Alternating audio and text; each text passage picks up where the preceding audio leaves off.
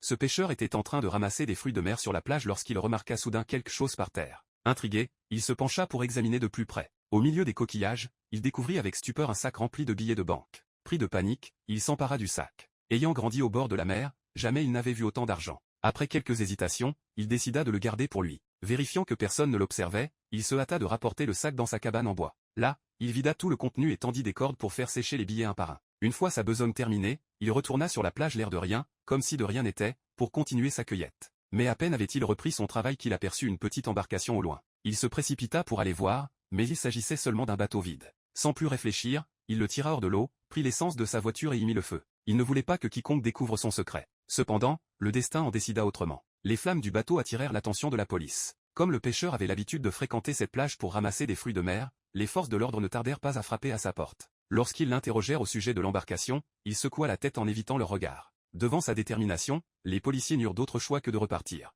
Mais le pêcheur, rongé par l'inquiétude, retourna à nouveau sur la plage. Il ne pensait pas que ce bateau lui attirerait des ennuis inutiles. Il voulait vérifier s'il n'avait pas laissé d'autres indices compromettants. Et là, stupeur. À peine arrivé, il découvrit quelque chose sur le rivage. En s'approchant, il réalisa avec effroi qu'il s'agissait d'un cadavre, celui du propriétaire du sac rempli de billets. À cet instant précis, deux passants s'avançaient dans sa direction au loin.